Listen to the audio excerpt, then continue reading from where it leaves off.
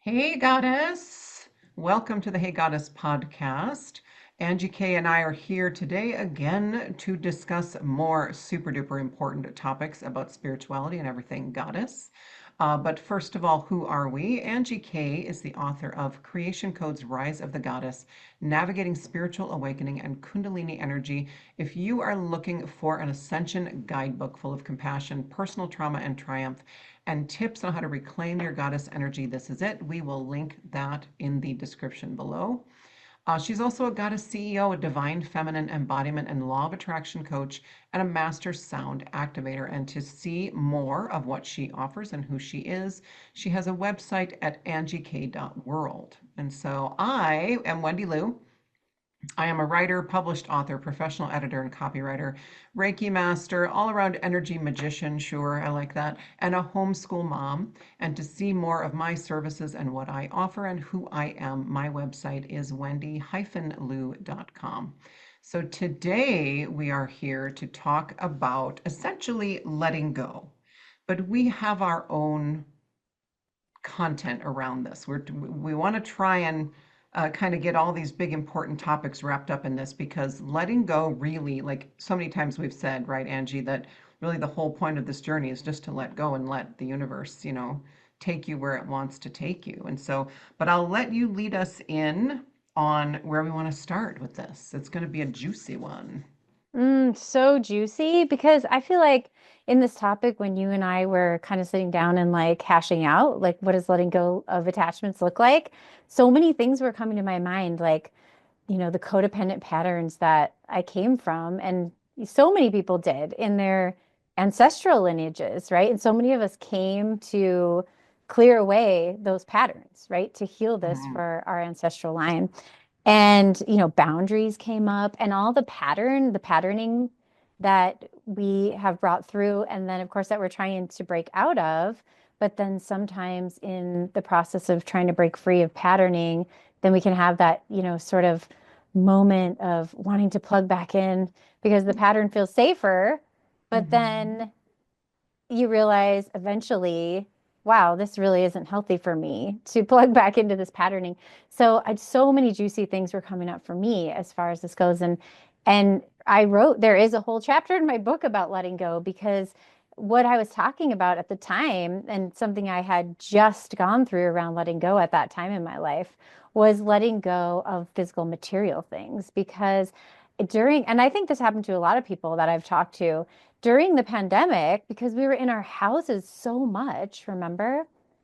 I remember looking around at the things in my house and even my house itself, like so many material things, and thinking, why do I have this?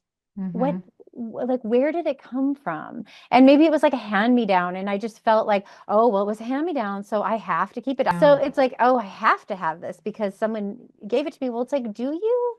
Or is it just taking up space in your life, right? And all of these like material objects also take up space in your energy too, right? It's not just that that is two separate things. Like these are, you know, things that are the same. And this also, this was something I experienced around material things and then ultimately ended up getting rid of 50% of my stuff. Felt Mhm. amazing. You know this Right. story. And we Yeah. ended up selling that property and moving into a property that suited us much better for our lives at the time. But I just remember, and you and I were calling it at the end, like the big heavy house. Like it did. It just felt like this Mhm. big heavy house. And at one time in my life, I remember seeing that house and thinking, oh my gosh, that's my dream home, Yeah. right?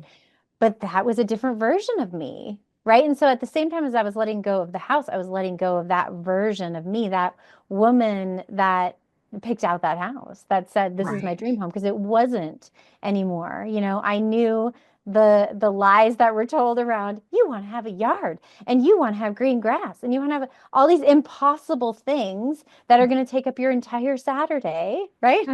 Right. Cleaning the big And this, house and this is mowing the big not a lawn. dig at anyone that Yeah. really enjoys that. If you truly enjoy taking care of your lawn, more power to you. That's amazing. I'm sure you have a beautiful lawn. I just know that for me, spending so much time on those things did not feed my soul any longer. So I wanted that to be out of my life. And so I had to let go. But every time I would drive into that neighborhood or buy the house, I mean, I was going through a huge grief process for at least 6 months after leaving that house. And so that was just a huge shift for me, not at all really related to people, but just related to a dream that I once had that Hmm. I got to live in the manifestation of, and then needing to let go of that dream for something better to come into my life, for me to allow in something else. And so many times I think this is where people get stuck. It's in like, well, I created this, poured so much into this, Hmm. or even buying into the societal condition of, well, but I have to have this type of house and I have to have this type of yard and this is a status symbol and this is blah, blah, blah. And it's like, but where are you doing that from? Like, where does that come from? Like, does it feed your soul? And I think that's ultimately in all of these things we're going to talk about today around letting go. It's like, we need to look at the things that are feeding our soul. Like, is this coming from a higher place? Is this coming from your higher self? Or is this coming from a lower place around, well, what will my family think? Or this is some sort of conditioning that everyone in my family, you know, has always driven these types of cars and had these types of homes Hmm. and had these types of relationships. But is that what your soul wants?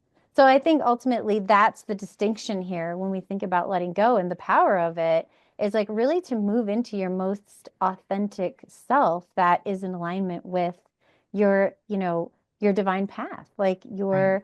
your God self. So anyway, I want to hear your take. Yeah. So That all, was just and where my then, mind went initially around it because I yes, was beautiful. remembering my chapter in my book around letting go. Yes.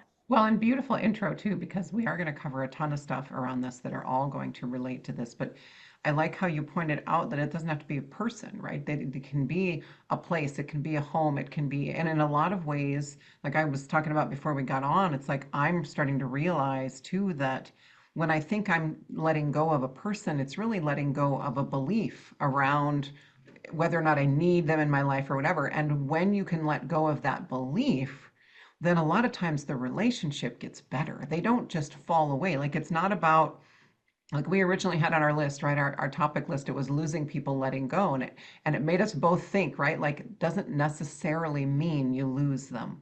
Sometimes they're still there and the relationship is now deepened. So yeah, so definitely and interesting, obviously, there's a correlation in my life too. I was just a little bit behind you, right? But when I was married, I always had the big houses and I had 4 kids. And so I was always in the PTA and I was a band booster mom and blah, blah. And you had to do all these things to show up for your kids. And I had to have a certain house in a certain neighborhood and I had to drive a certain car and my kids had to dress a certain way and all this stuff, right?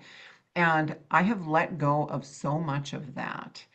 To the point where the first big thing that I did, and not this is not for everyone, but this was part of my process, is when I moved then to the last place that I lived, when my marriage was kind of just first falling apart, was I started homeschooling because I think for me too, it was a cathartic experience to remove myself from that toxic environment. Not always, it's not always toxic. I'm not throwing any shade on soccer moms.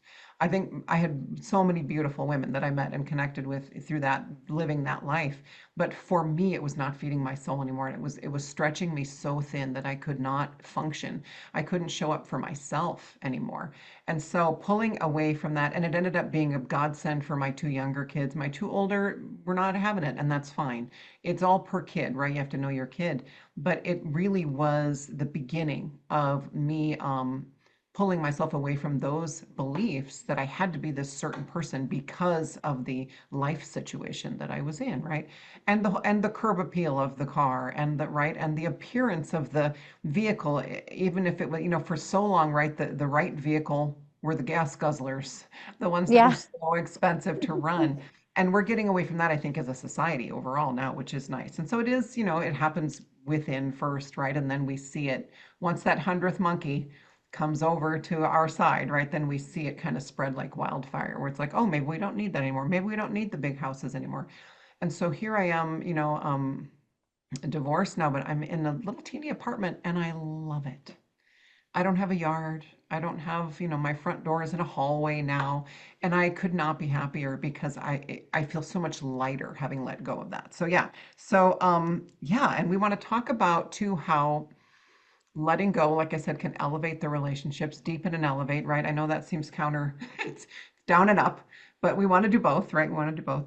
And reclaiming that freedom so that you feel lighter and you have more. And what does that do for you? It gives you more clarity, right? It gets stuff out of the way when you're looking ahead, okay, and when we're so bogged down with the have tos, with the belief that, well, because I have kids, I have to do this. Because my kids are in school, I have to do this. Because my kids are in band, I have to do this.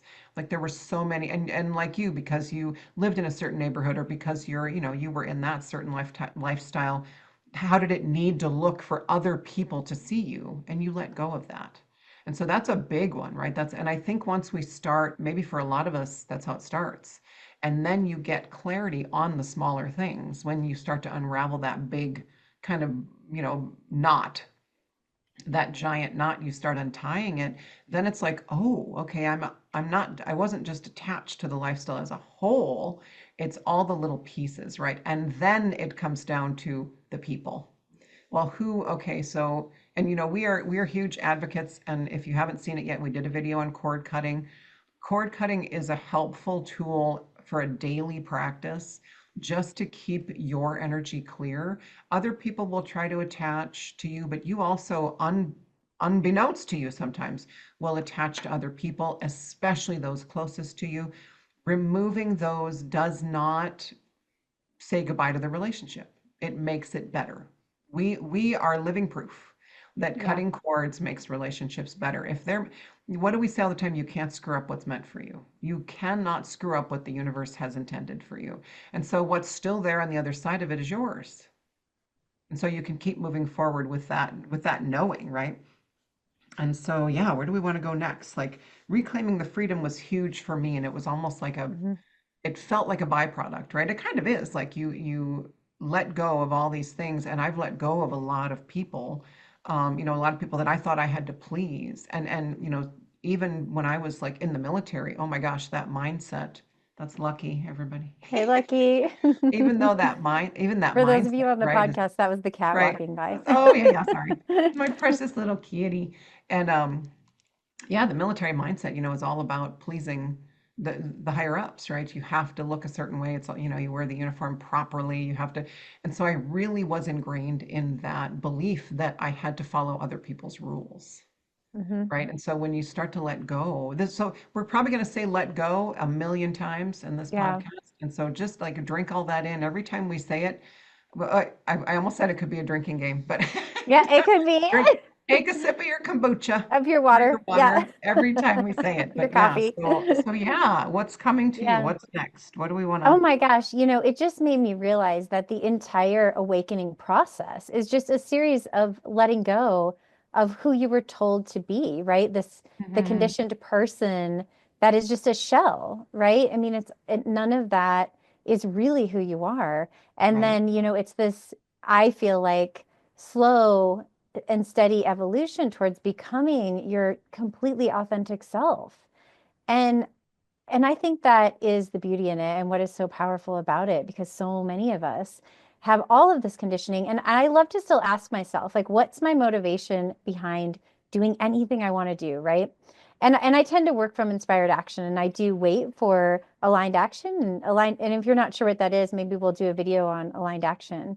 Yes. We'll put it So on the list. what aligned action feels like is it's more of a calling coming from your soul. So you can have certain tasks that you need to get done, and that's fine.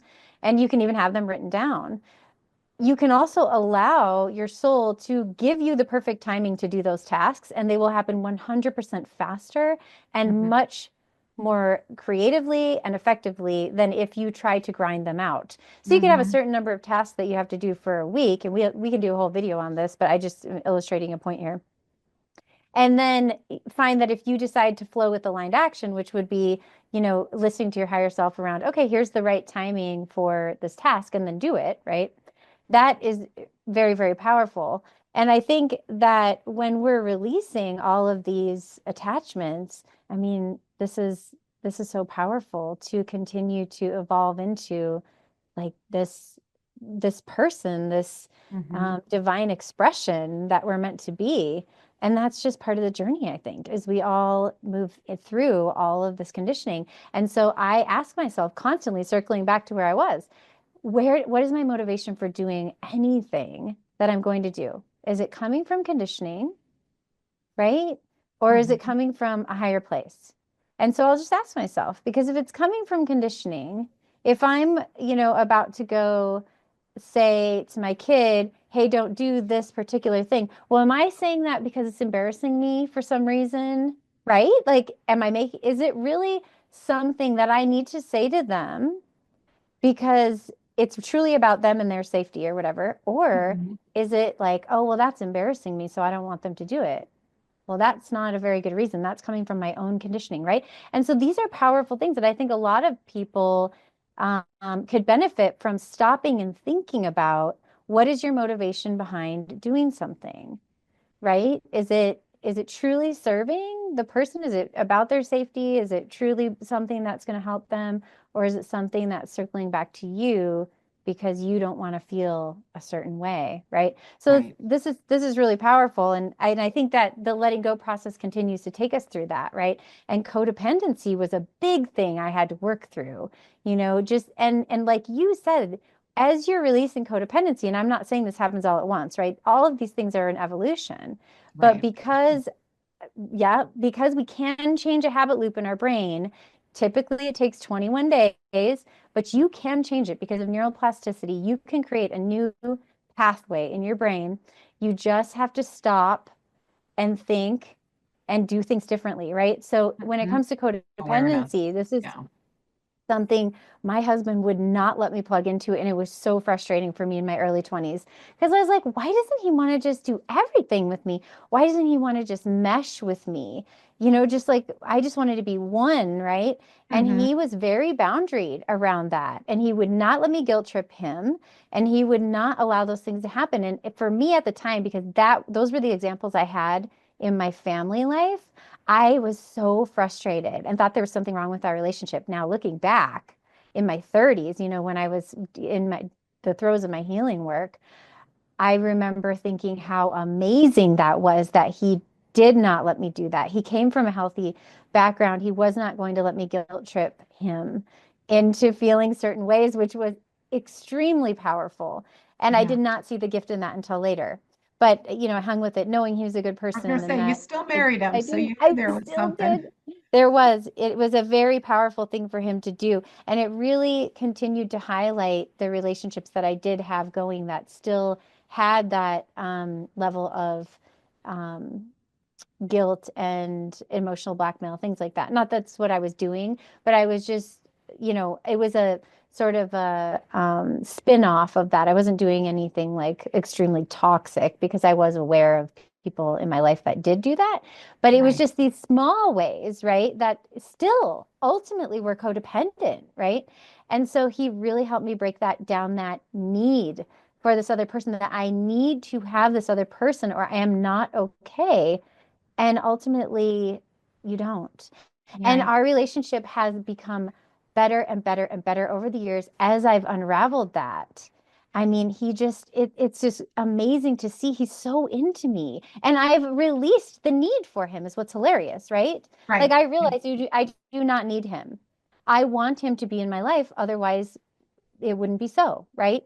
So that's an amazing shift because so many people come from this place of I need this relationship Yeah. or I absolutely just can't be okay and they would come unglued, right? To move into a place of not needing is what I'm saying is he, wants me all the time. I mean, such a funny story I want to tell because this is just an example of how attracted he feels to me now in my life. And I'm not saying that wasn't always so, but it's much more amplified now. Mhm. And I was wearing my hair clip, which we've been calling Mandy, and it's just a little hair extension that clips underneath my hair.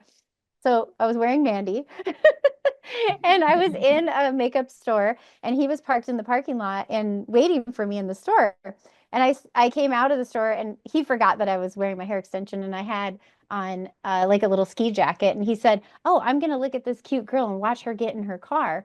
And then I came and got in the car and he told me the story. So I'm just trying to illustrate that he's 100% more attracted to me. So for all those women out there, if you're feeling like your man is just not like you're not feeling like he's seeing you as attractive or just really, desiring you, think about this. Like, where are you being Where's it coming super from? needy? Right. Right? And then drop the need, right? Go within, find your own self-love. And then everything shifts in your relationships around you. Suddenly, those people that you wanted to be attracted to you are so attracted to you, like, Hmm.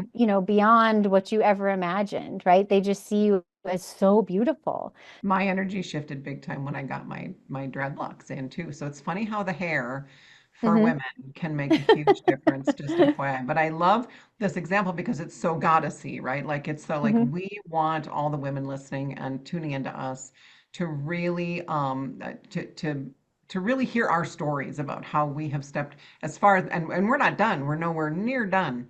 But we really want other goddesses to realize that you already are the goddess, but it's and some of it, so much of it comes down to that self-worth, right? And so you're unraveling. I think it was Bashar. If you don't know Bashar, look him up. He's amazing. But Bashar said, everything, everything that you humans go through comes down to some version or another of I am not worthy.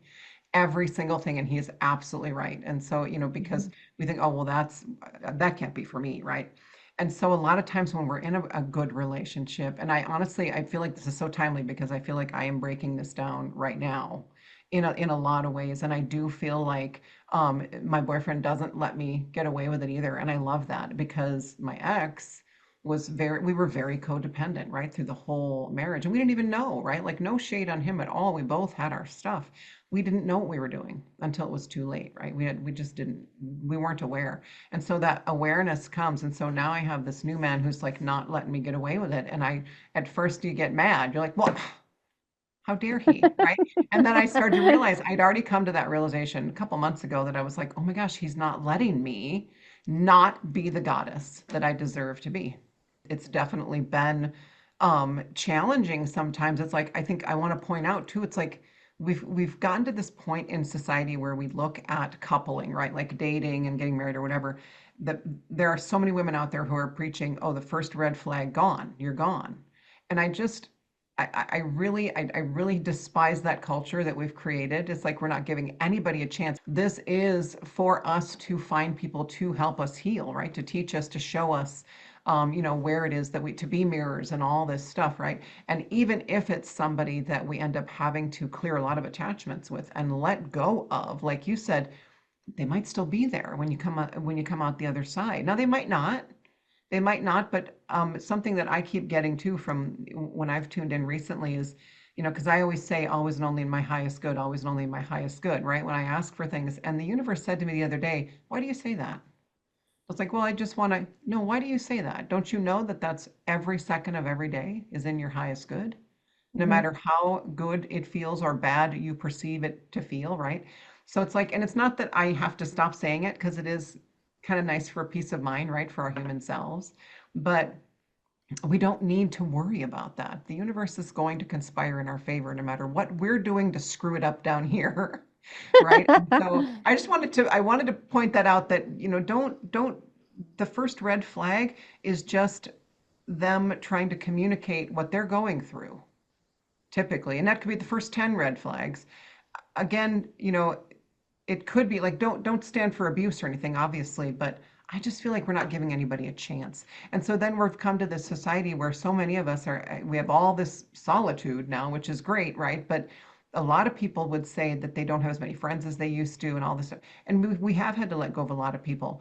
And that is necessary, absolutely. If you let somebody go and they go, then that is exactly what they were meant to do. But if you Hmm. let somebody go and they're still there and they're hanging out, obviously we're not talking about stalkers, but we're talking about people who are like, oh, I see that you have, released a lot of this stuff and I love it. I'm all in. Like, let's keep Hmm. going with this relationship. That's what you want. And so it does take some work, right? We don't love that word, but it does take some work, but it's possible. It's possible to take a relationship that maybe has a lot of codependency and shift it. Yep. If it's something Yeah. you both want, then Hmm. absolutely it can be made that way. And so it is, yeah, codependency is huge. Boundaries. I love that your husband had just came out the box with the boundaries. Like it's not you don't see that too often, right? Yeah. Unfortunately, men are learning how to be men again, and we all need to learn our, Hmm. boundaries. But we also, like I always said, my dream relationship was we both had our own thing. When we were apart, we were great. When we were together, we were great. But we Yeah. could be apart and have our own thing, right? But then when then when you meet somebody with similar, like you meet a divine complement, right? With that mirror, that direct mirror, and your traumas match, right? Then those traumas latch onto each other, and you work through those together. And Yeah. so that's just the nature of the beast right now. And I think that we kind of got into this place, and this might be a tangent, but we kind of get into this place where we're like, oh, red flag, but oh, he took me to Red Lobster for the first date, gone. Like what? Where is this even coming from? Like you don't want to give hmm him a chance? Like Yeah. maybe I don't know, maybe his parents got engaged at a Red Lobster Yes. 50 years ago. You don't know, right? Like there's something. It's just the silly reasons that people are out there Right. saying, kick him to the curb. Right. And the cheese biscuits. I mean, come on. Come I was on. I I mean, mean, I'm from the let's go. Midwest. Like, there isn't a lot of seafood places. Truly, I do believe there are two sides to this, right? There is the side of looking at relationships and realizing they're a mirror for you. So it's like Hmm. when you're faced with that red flag, now is this a mirror, right? Right. Is this a mirror? Or is there something else going on here, right? Is there something that is somebody has someone cross the boundary? And then these things are Exactly. important, right? Because truly, like Discernment. there are just things that people are doing that are just mirroring back to you what's in your energy. They are not intentionally trying to manipulate or hurt you. And then the Right. other side of this coin is some people are intentionally manipulating and trying to hurt people and gaslight people. And so it's just important to look at this, like to step back and say, am I being triggered because this is a powerful mirror, which is a great thing. Those Hmm. relationships are amazing, right? Yeah. And we should all be grateful to have people in our lives that make us step into the highest version that we are by showing us Right. where we're not stepping up into our highest version. Or is Hmm. it truly that somebody really is not adhering to our boundaries? I've had to walk away from people that are not listening to my boundary, right? And people that are doing things to manipulate or sabotage in the background, right? And that is not healthy and that is toxic. Oh, Things that absolutely. are in like just serving the purpose of benefiting the other person by them being manipulative are toxic. And so it sometimes there is a gray area. It can be hard to see if we're because the mirror can be intense. So I think Mhm. you're right. I think it's important to of course give people the benefit of the doubt. I'm not saying like millions of chances, but Right. No. to look within yourself, is it a mirror or truly is it a red flag? Right. And so the way for me that the red flags come up is if somebody just cannot adhere to my boundaries. Right. That's how I see. Yeah. Right. And if there is some sort of manipulation going on and it's very much affecting my self-esteem or something like that, then I know that that is a toxic situation for me, right? It might not be Mhm. for someone else, but for Right. me, True. that would be. So I've had family members I've had to walk away from and things like that because they're not listening to my boundary, no matter how many times I'm setting it, right? Right. And so I might be setting daily boundaries, and that can be really exhausting. So these are ways Hmm. to look at. I just wanted to throw that in because I loved what you were Yeah. saying about, oh, there's one Definitely. red flag, oh, red lobster, or whatever, right? Silly red Yeah. flags that because we're all so because we have so much access to all of this information about relationships and about toxicity and things like that. And so sometimes I think there's moments when, like what you're saying, is we're not giving people a chance because we're so well informed on these things, but we're Hmm. actually not seeing them for what they are. It could just be a mirror, or it could just be a judgment within yourself around, like you said, Red Lobster. Like, what's the judgment around that? Like, Right. what is you, well, like, why would you judge someone for something so silly, right? Yeah. So I think there's so many different ways to look at it, and I think it's important just to really sit and break it down. Like where like truly what is the red flag and is it truly a red flag? And if And it it's is, it discernment. is, right? Like we're not diminishing that there are absolutely 100% red flags out there that should be looked at and respected, and we should trust our intuition Yeah. always, Yeah. So right? But then again, I know you love it when I bring up movie quotes. So you want to hear my movie yes, quote please. for this one? I want to hear it. Okay. So movie quotes. So if you've not seen Fever Pitch, first of all, a beautiful movie. It's Drew Barrymore and I forget his name. He's a talk show host now, but It's a very cute love story, but when they're first dating, her friends tell her about a friend that they knew of who was dating a guy who kept all the hair he had cut from his head in a bag in his closet. And so for the rest of the movie, they would call any red flag the bag of hair. So I have been known to use that term like, oh, here comes the bag of hair. If you do, like, if you go through a process of doing cord cutting and letting go of attachments and they're still coming at you, that's how you know that they are not respecting your boundaries. Or they will, we tell our clients all the time that when you let somebody go, like an ex or somebody, when you still carrying energy, and we can feel that in our clients, right? And we'll say, well, you need to let them go. They'll feel it, and likely you'll get a phone call like the next day or within a week because they feel that you let them go, and they don't like that. So the people who are truly doing it intentionally and know what they're doing, they don't want you to ever let them go, right? And so they'll lash out or they'll, whatever, when you do the letting go process. But like I said, other people that are meant to be there, they may fade a little bit and go do their own thing for a while, but they're not going to lash out at you, and they'll still Mhm. be there. And then all of a sudden they'll come back around and you're like, oh, you're still here, right? So letting go does not mean losing somebody, but always, always, always have that discernment on too. And we can't always in the moment sit back and go, oh, was that a red flag? But if it keeps coming up, or if there's, like you said, a million chances, no, no, absolutely not. I mean, there are toxic people, but there's also just people who aren't aligned, right? And Mhm. if you're allergic to seafood and they know it and they take you to Red Lobster, then maybe that's a red flag. Keeping your energy clear as much as you can will give you this clarity, right? Will allow you to turn that discernment up. Letting go is letting go is really going to free you in so many ways. But there are so many ways of doing it, right? We talk about cord cutting. We talk about, I mean, I do a lot of meditation where I just ask to see, okay, where am I attaching, or where am I like, I have definitely been super needy with my boyfriend. And again, he doesn't let me get away with it because underneath there's this foundational connection that we both want it. We both want to make this work. It's not going to be like that with everybody, right? I have had to walk away from family members, close friends that I have had to walk away from. And that was huge for me because a personal wound for me was never stepping up for myself and letting friends become bullies, letting my Mhm. closest girlfriend become my bully. And so I kept repeating that pattern until I started to become aware of it. And I still had to do it like three more times. And then it was like, oh, okay, I see what's going on now. And what had to happen for me is I had to be the one confronting them. Because before in the past, I moved so much, it almost saved me. But also kept me in that pattern because I would move and then, Mhm. oh, you lose touch with people or whatever. And I would just start it over with somebody new. Well, this time it Yeah. was like, oh my gosh, I see it now. I see it now, and I understand. And it's actually started with my mother, right? Like the pattern started Mhm. with my mom. And so it was after my mom passed that it was suddenly blatant. So you're gonna know, right? Like, and of course I've been doing this for 12 years, right? This practice of, or this intentional spiritual journey where I've been, learning about how to clear my field and clear my energy. And that gives you clarity, like I said a million times. But I may say it again because it's so true. And that's really all we ever ask for on this journey, right? Is just let me know which way to go. Like even if it's a step in the fog, is this, we want to know that that feels right.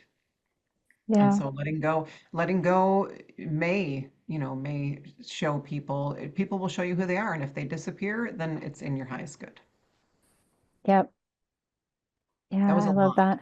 That was a lot That was about. great. I'm looking Yeah. at my There's list. just so many aspects of letting go on the awakening journey, right? Because it's like we have to let go of the beliefs that don't serve.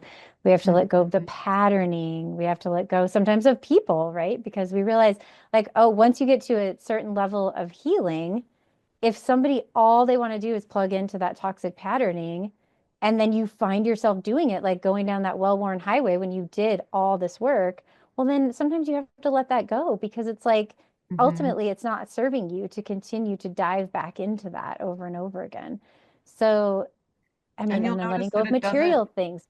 Well, right. I said beliefs, right? So yeah, and the conditioning, I mean, the whole thing, I think we could break it down into its process of letting go of who you were told that you were, so you can become the most authentic person that you could possibly be, who you Yeah. truly are, your true self. Your highest expression. Yeah, Yes. absolutely. Your God self. Yes. Your goddess. Your goddess, your Your God goddess goddess self. self. So Oh yeah, my so gosh. I guess I to love this. I love yeah, what's coming out. This is great. yeah. So if you truly want to deepen the relationships that mean the most to you, then you have to let go of them. You have to let go of needing them. And that Yes. is sometimes people don't like to hear that, right? Because they think of it as, well, then they'll leave. If they leave, then they need to leave for both of you. And that's, that, and you'll grieve and then you'll meet somebody better. Somebody better will come in, whether it's a romantic relationship or a friend, or whether you have to walk away from a family member, you're going to deepen relationships with everyone else in your life, and they will become like family, right? So Hmm. it's a process that it's not. I love how you were describing like this whole process was like this slow and steady, and I was like, oh, you make it sound like we're like on the lazy river. It's more like the rapids and then Right? waterfalls every once in a while. But we're on Yes. it, and sometimes it is like the lazy river, and sometimes it is relaxing and comforting, and then sometimes we are moving fast and people fall away fast. But it ultimately, like everyone who has left my life, that has made it better. And I would hope it's the same for them. Me not being in their life hopefully has made their life better. And that's where you get to Hmm. that place of just living from your heart space as much as you possibly can. Like I'm not there all the time. I definitely have my moments, Hmm. but I do, I'm aware of it, and that's huge. That, Yeah. okay, I try to say in the morning, I'm gonna, respond to everyone and everything from my heart Hmm. space today. Yes. I love that. And I think that's so true. Like we're always doing the work. So if we can find the people that are willing to work with us Mm-hmm. instead and to say and to call out to us, hey, you're doing that thing. Oh my gosh, these people are like our angels, right? I mean, if Yeah. and I think that's the Even if place we that get you and mad I at have gotten them. to that's beautiful. Yeah, is the people that we're working with, even each other, and like the people that are in our lives now are the people that are like they're willing to do the work with us. And we can say to them, hey, you're doing that thing. And they can say to us, you're doing that thing. And then we can really see through the mirror and the conditioning and everything else and actually grow together in these conscious relationships that are, becoming more and more possible. So I'm Right. so grateful for all those people in my life. Yeah. I'm just thinking about it. So Yeah. Me yeah, too. Yeah. amazing. It's been a beautiful, soul community that you start to build, right? When you really commit to this journey.